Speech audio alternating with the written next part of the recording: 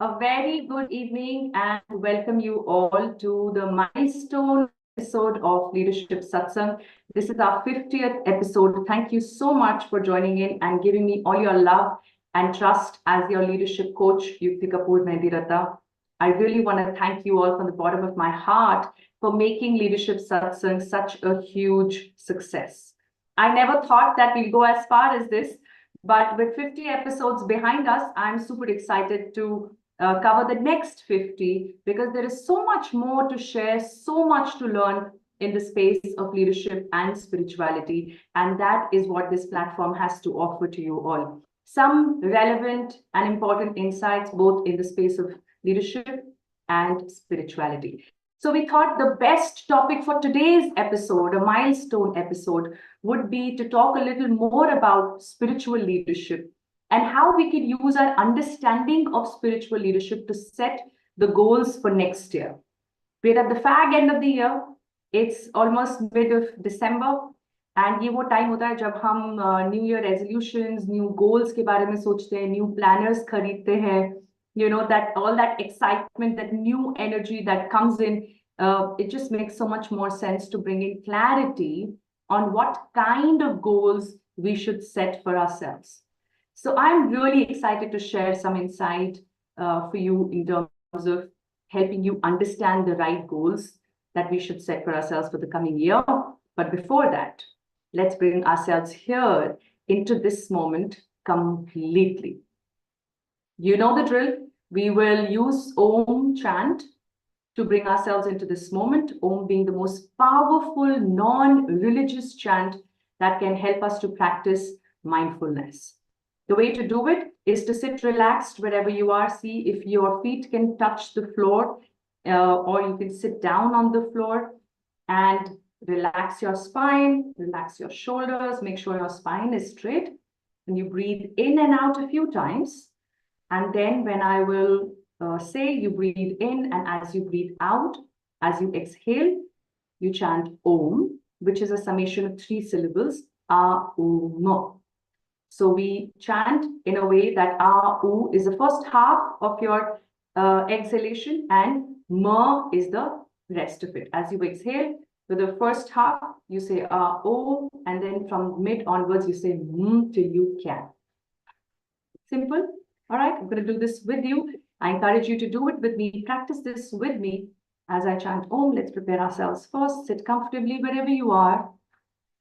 And forget about the world. Let the world take care of itself for just a few minutes. The few minutes that you've taken out for yourself as your me time. And I'm really, really thankful for you for doing it. At least once in a week, we allow ourselves to do that when we become a part of Leadership Satsang. And that in itself is such a great start of a practice, which should eventually become a daily practice, right? So let's dive in right away. Keep your spine straight. Relax your shoulders. You can keep your glasses aside if you're wearing them. And gently close your eyes. Take a nice deep breath in. And breathe out. Let's begin again. And breathe out. And with the next breath in, we prepare ourselves to chant Om 5 times. Breathe in. Om.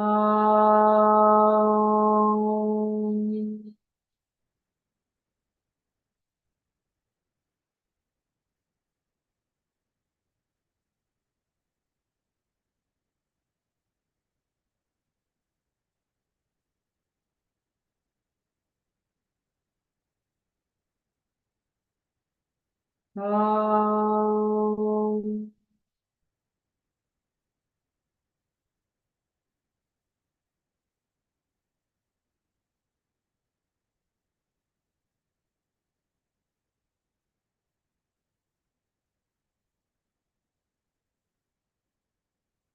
Om.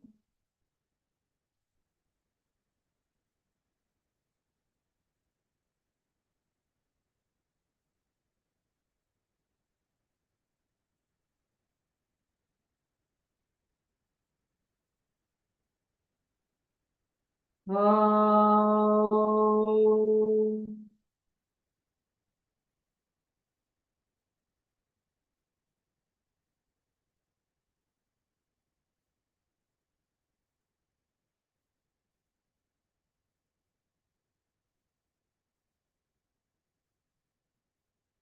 Om.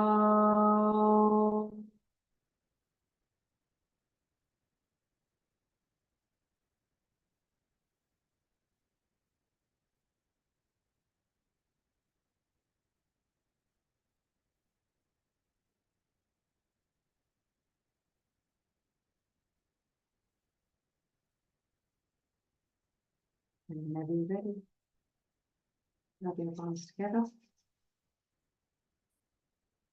and gently place them on your eyes, and face, and neck, and shoulders, and your entire body. Allow yourself to come back. How are you feeling in this moment? Let's have some comments in the chat. Where are you joining me from? And how are you feeling right now? I know we're all excited about setting goals, right? It's just that time of the year when we want to make a fresh start. And honestly, no time is a bad time to make a fresh start. Whether it is 1st of December or 12th of December or 1st of January. Whenever you're ready to make a start, it's an opportunity to do just that. You can make a start anytime you want.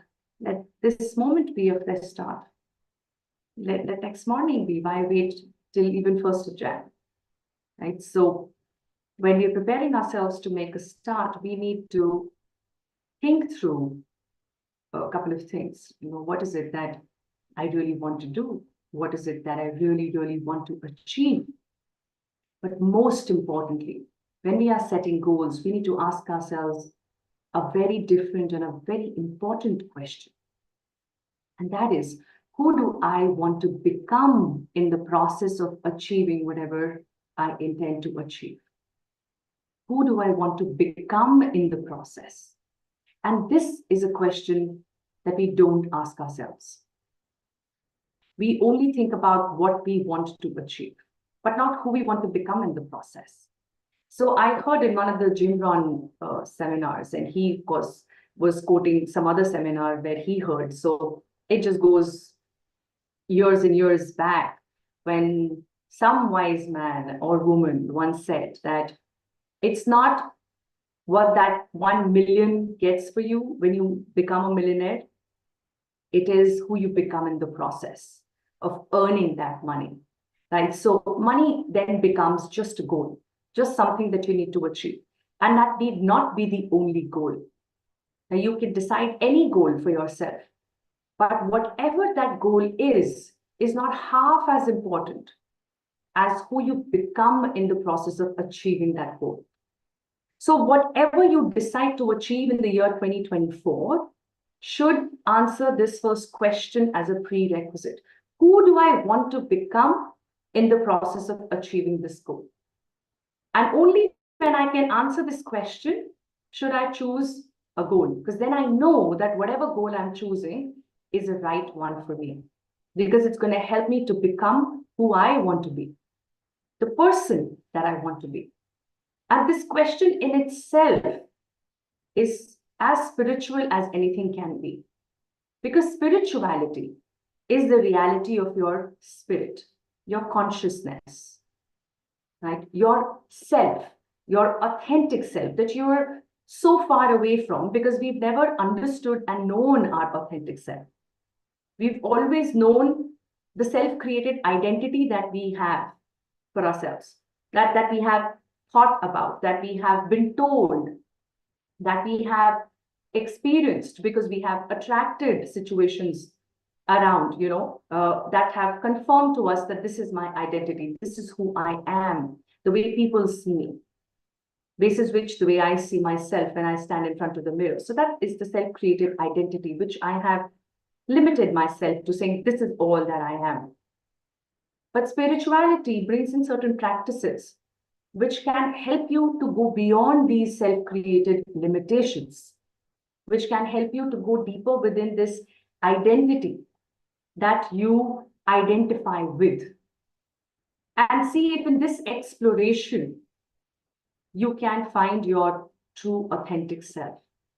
Because that self, when explored, when identified, will not need half of what you think you need today, including the external validations and the amount of money in the bank account and the amount of fame or popularity or whatever else is our top 5 goals usually is not going to be as worthy, as important.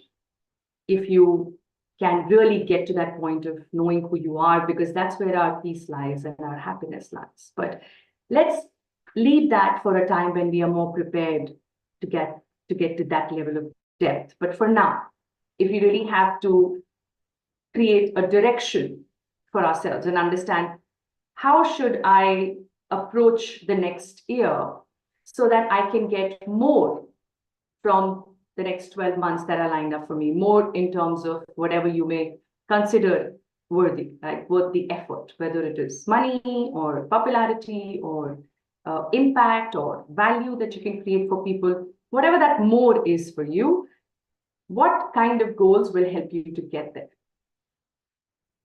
So let's see how spiritual leadership can help you to set the goals. Now, like I said, the fact that you asked yourself this question, who do I want to become in the process of achieving what I want to achieve, is a great start of identifying the right goals. And that's what spiritual leadership teaches us. It teaches us the ability to lead from within, right? How do we connect with ourselves first and then establish connections with the world around us? How our goals will make sense to us first and then make us look more successful to the world around us. If that is the approach we take, then no matter what we do and to what extent we achieve those goals, there will be a sense of contentment in it. And contentment does not bring in complacency. Contentment is not the same as satisfaction. See, when you say I'm satisfied with what I have in life, what do you imagine? You imagine that you've put your legs up and you're chilling on a couch and you don't want to achieve anything anymore. I'm satisfied. I don't want more. But contentment is not satisfaction. Contentment is when there is a sense of fulfillment in what you have, and yet you aspire for more, but not from a sense of incompletion, but from curiosity, from eagerness to create more value for yourself and for the world around you. So there's constant need to learn and grow while being fulfilled with whatever you have today. That is contentment. Think about it. How content are you with whatever you do every single day? Because if you can bring in more contentment, you will be able to get a lot more energy and enthusiasm to do everything that you have to do. And without that enthusiasm, no matter how good you are at what you do, your productivity will not be high, not as high as it can be. You're not playing your game to your potential because you don't bring in that enthusiasm. And then you ask yourself, where do I get this enthusiasm from? I don't like what I do. You see, if I don't like what I do, then I'm not going to be energetic and excited about it. And that's when you need to question if you can look at what you're doing with contentment, which means what? Sense of fulfillment, that it gives me a purpose to wake up and dress up every morning. Is that happening with whatever I do? Does it give me a reason to get up in the morning, whether I like it or no? Yes, the answer is yes. Okay. Does it help me bring some food to the table? Right? It's making me earn some money. Is the answer yes? Yes, the answer is yes. In the process, whether knowingly or unknowingly, whether willingly or unwillingly, am I creating some value in the form of a product or a service? The answer is yes, and it is probably a yes. Then there is enough reason for you to be content if you want to be.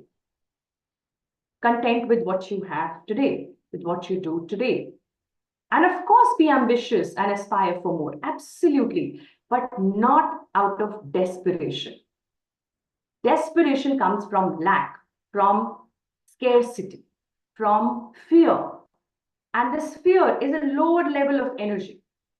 Let's understand this, right? Every emotion is at a different energy level.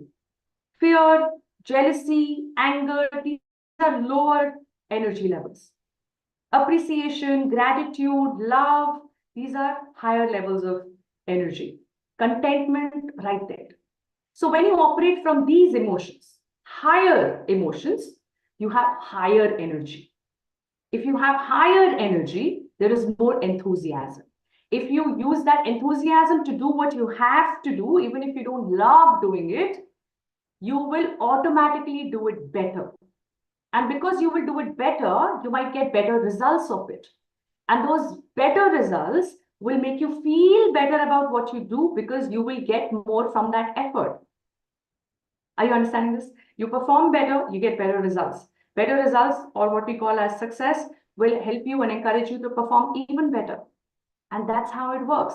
So what triggers this process? This process of, working better, high performance, high return, higher level of success, and then high performance, high return, high level of success. How does this work? When there is a trigger. And what is that trigger? That trigger is the emotion that you use, that you feel, that you experience to do what you do.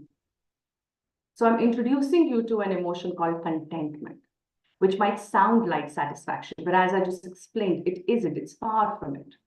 Contentment brings in the fulfillment that is needed for us to elevate our energy and perform the tasks that we are supposed to perform, that we have to perform, whether they're personal or professional.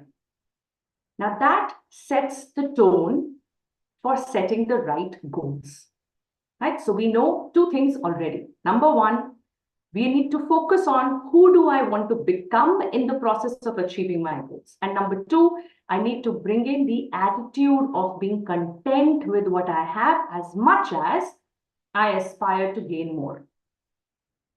With that said, give me a ready in the comments that you're ready to now know what are the three broad categories under which you need to set your goals for the year 2024. Give me a ready in cap so that I know that you've cleared the space, you've got the right mindset, and you've got the right attitude. These two are non-negotiable. It's a prerequisite for us to set some meaningful goals for ourselves. All right, if you're ready, give me a ready in the comments. We're on YouTube Live right now, and I would love to get some comments here from you all. Wonderful, wonderful. So it looks like we're all ready. Thank you. Thank you so much. Raja, Jitendra, Nishant, thank you for joining in, Hoishi. Wonderful. Good evening to you, Jaram. So good to see you all. Natarajan, Prashant, wonderful. Looks like we're all ready. So let's look at the three broad categories. Now, I've shared this with you earlier, but I will remind you of the three pillars of spirituality. And we are going to build our goals on these three pillars. These pillars are also the three S of spirituality: Satsang, Sadachar, and Sadhana. Satsang, Sadachar, and Sadhana. These are the three principles of spirituality. Now, how are we going to use this framework to set the goals? This framework is what makes the most sense for us to set any goals. We just haven't looked at it that way. So I want to bring in that perspective for you all. Let's look at the first one, Satsang. Now, what is Satsang? Sat ka sang, acha sang, good company. Being in good company means being in the company of like-minded people. As we all have heard over and over again, we become the average of 5 people we spend most of the time with. Is that right? So what do we need to do is to set a goal for ourselves to be a part of a community that elevates us in some way or another. Spiritually, intellectually, mentally, emotionally. What is the group of people that I want to be a part of? What is that community or tribe that I want to be a part of? A tribe that encourages me to become a better version of who I am. A tribe that brings in the discipline which I need to bring into my life. A tribe that pushes me to play to my potential? Can I find or get access to such a tribe? Because this is what we call as satsang. And this should be one of your goals for next year if you aren't already a part of such a tribe. And even if you are, see if you can find an opportunity to attract another such tribe. Maybe there is this one tribe that helps you to grow spiritually. Maybe another tribe can help you to exercise more often, more consistently. Another tribe can help you to add more and more knowledge so that you become a subject matter expert in your domain, or you're able to become a visionary, develop and evolve yourself to be a visionary, because there is so much diverse knowledge in this tribe that you're a part of. So look for a community, look for a tribe of like-minded people, like-minded like you, who want to grow exponentially, who want to add value, and in the process, they want to become a better version of who they are. So having a tribe is really, really important. SCL Mastermind is a tribe that I have been nurturing for years now, and it's very, very close to my heart. And if you've been following me on Leadership Satsang, then you definitely should be a part of that tribe. And to be a part of the tribe, you can either visit my website, sbyacademy.com, or write to me at yukti@sbyacademy.com, and I would love to extend the invitation to you. Right? That tribe is going to help you to stay focused on being a spiritual leader and a servant leader. That's what we work towards as a community. So you need to be a part of community of like-minded people. If you aren't already, you must take that as your first goal, the most important goal, because it will bring in a lot of support that we all need to stay on track. The second goal is sadhana. Sadhana, the second pillar of spiritual leadership. What is sadhana? To be able to focus on what's important. So the first thing we need to understand about focusing is to know what to focus on. Now, what you need to focus on is to become an expert at what you do. So your learning needs to break into two broad categories. This is your learning goal. The second goal is the learning goal. Right now, what do you need to learn? You need to learn something that helps you to elevate in your professional space. How do you grow in your professional space? How do you stay relevant in 6 months to come, 6 years to come? How do you stay in the game? What are the skills that you need to upgrade? How will you upskill yourself to continue to add value into the system that you're a part of, right? So that's your professional learning goal. And then comes your personal learning goal. That is on the personal development aspect of it, right? Whether it is your communication skills or the way you dress up or your confidence level, the way you carry yourself, we all have a few things that we need to work upon. So what is that personal development goal that you have? And what is the skill development goal that you have, which will help you to grow professionally? They both need to come together and be a part of your learning goal. That's the second goal to set. The first goal is having a community, being a part of a community. That's a society goal. The second is learning goal. What kind of learning will you sign up for? And this needs to be done by design. As I always say, learning does not happen by default. Learning does not happen as and when I get time. जब time मिला तो कर लिया, छुट्टी है तो कर लिया, weekend है तो कुछ सीख लिया, free webinar है तो attend कर लिया. इसको learning नहीं बोलते. In fact, reading books is also not learning if you are not clear about why are you reading this book and not that book. क्योंकि ये बेस्ट सेलर है इसीलिए पढ़ लो, क्योंकि सबने पढ़ा है इसीलिए पढ़ लो. उसको पढ़ने की वजह होनी चाहिए, एंड वो वजह आपके गोल से कनेक्टेड होनी चाहिए. आप क्या सीखना चाहते हो, वो सीखने के लिए कुछ बुक्स यूज कर सकते हैं, कुछ कोर्सेज कर सकते हैं, कुछ प्रोग्राम्स कर सकते हैं, कुछ मेंटर ढूंढ सकते हैं, कोचिंग ले सकते हैं, एक नेटवर्क का पार्ट बन सकते हैं जहां पे सब अपनी नॉलेज शेयर करते हैं. There are different ways to learn. Book is just another way to learn, but that's not a learning in itself. What we need to understand is what to learn first, then pick the right resources, right? That's called developing a learning strategy. Like how you have a business strategy, you have a finance strategy, like you create a strategy for money, you save, you plan your money. You plan your business. You need to plan your learning as well. I have my learning goal 2024 right here on my whiteboard, and there are 5 things written here that I need to learn the year 2024. And I wrote this on, I think, 1st or 2nd of December. And this is going to be my goal. And these are quite big ones that I need to complete in the year 2024. So your learning goal is a clear strategy that needs to include 3 elements. How much time are you going to invest in the learning? How much effort are you willing to put?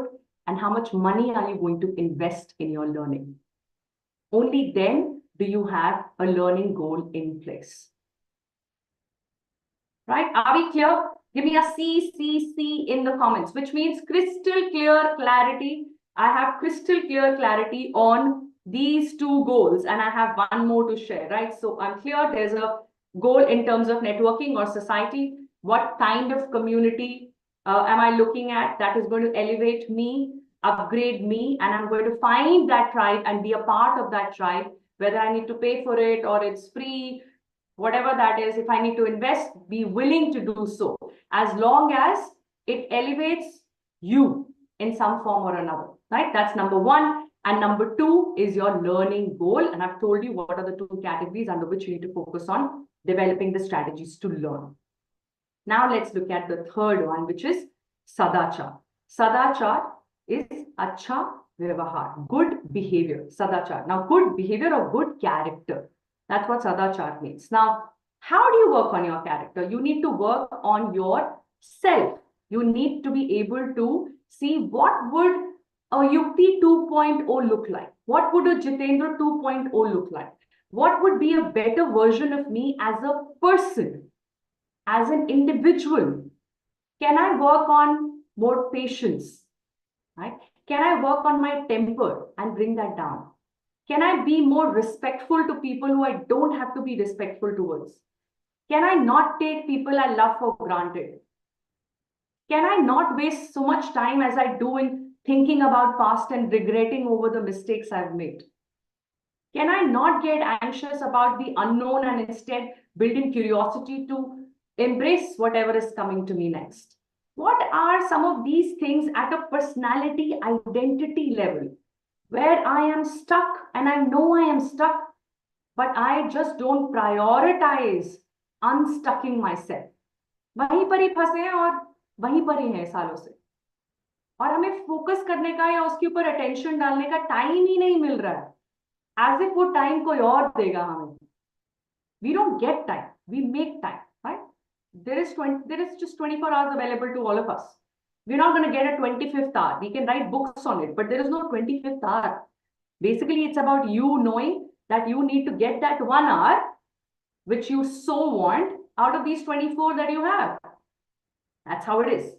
So if you're clear about what's important for you, you will spend time on that. That is how prioritization works. What is your topmost priority? And if that topmost priority is not you, then what is it? And what is it worth? Because it's your life and your 24 hours, which are not going to be there sometime or another, right?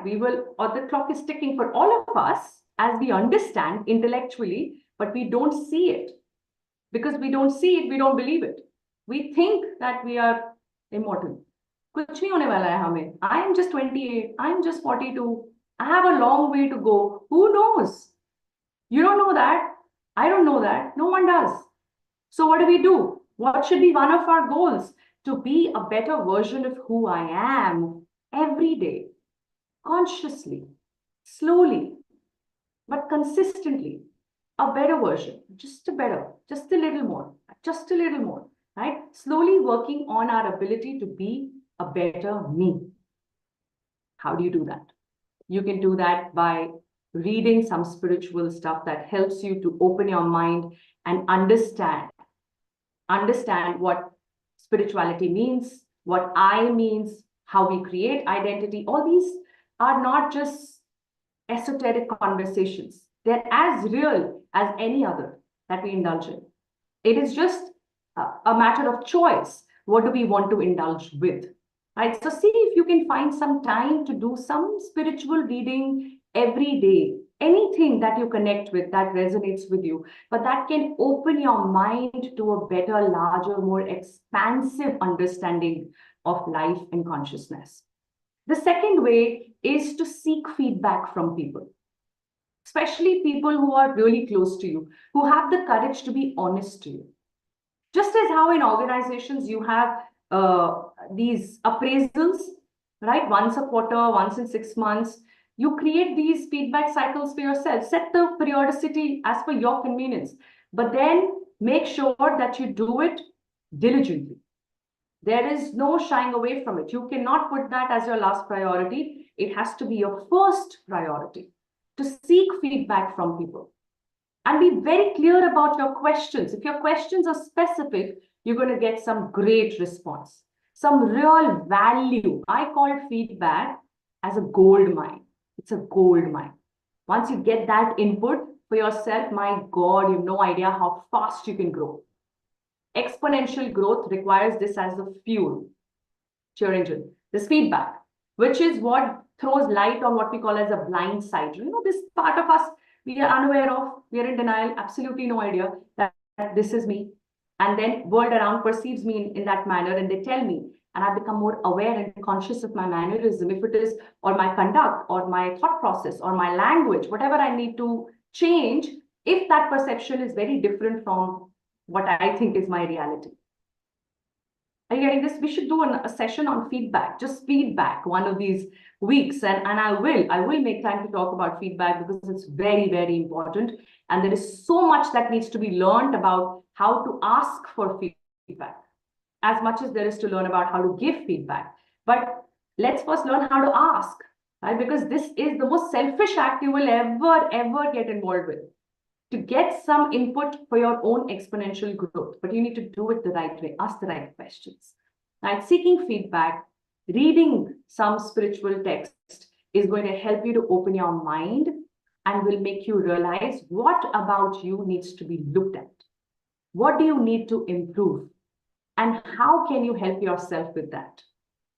That's very, very important that you consciously look at yourself with honesty, as much as you need to involve self-love in it. Because remember, self-improvement is not possible without self-love. You cannot improve yourself with a gun on your head. Ki bhai, ye bhi change karo, wo bhi change karo, you're not good enough because you don't know this and you are like this and you are not like that. That's not how improvement can ever take place. It happens with a lot of self-love. I accept the way I am and I'm willing to improve. That's the attitude you need when you work on yourself, which is the third goal to set for yourself. So number one, choose the right company, be a part of the right community, which helps you to upgrade yourself. Number two, set a learning goal, which should include both your professional skill as well as personal development. And number three, work on yourself consciously to become a better person, a better individual. And when that happens, you automatically become a much better leader, as much as you become a much better friend or a spouse or a parent to someone else. In my view, these are the most worthy goals to set for yourself. And any other goal that you have in mind will easily be taken care of if your focus and priority is these three goals that you can set for yourself to ensure that the next year is not just another year, but a year that can create real transformation for you and help you to experience what exponential growth is all about. I hope you bring this to practice. I really want to know, what are you taking away from this session? And what are some of the goals that you are willing to commit to? Are you willing to commit to the goals to the extent of writing them down in the comments? Then I know that you've in fact taken away a lot from this session. And that is what will excite me to keep bringing more and more satsang sessions for you all week after week. I'm going to see you next week again with another relevant insight in the space of leadership and spirituality. Till then, please encourage me with your comments and with your presence for the next session. Thank you so much to those who are joining me live, and to those who make time to listen to this recording later on. Means a lot. Thank you for all your support. Here is to another 50. Thank you. God bless you all.